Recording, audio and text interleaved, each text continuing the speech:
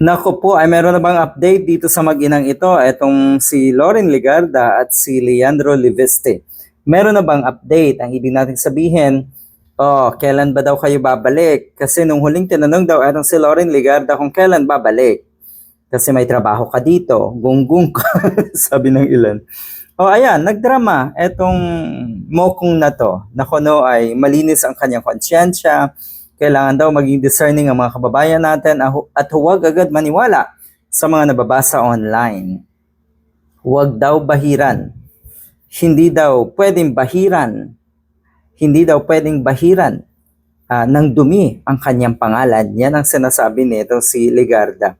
Ang balita ngayon ay mukhang etong mag-inang ito ay nag-a-apply na daw ng asylum sa France. Mukhang wala na talaga daw plano na bumalik. Kaya mukhang matutuloy na ipakakansela na ng ating gobyerno ang mga pasaporte na itong dalawang ito. Parang baliwala daw. Parang baliwala daw sa paggastos ng pera pag hindi sa'yo. Yan, patunay yan. Ang galing. Tapos sasabihin, walang dungis, bahid ng kung ano man ang kanyang public service record. Kakaiba rin.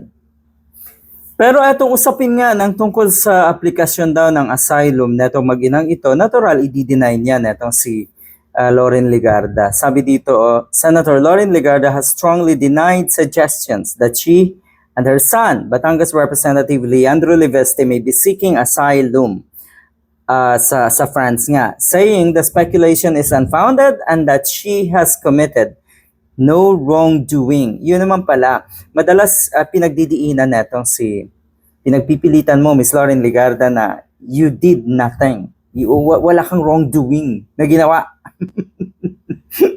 Pero bakit nga naandun ka sa France habang noon ay excited ka sa sinasabi mong trabaho ng mga senator judges sa impeachment trial? 'Di ba siya yung may mga statement na ganoon, excited? Tapos ngayon, paano mo ipagtatanggol si Sara Duterte sa halip na makatulong ka para maligtas si Sara Duterte? Eto, at nagtatago ka. Masasabi natin yung term na nagtatago kasi, hello,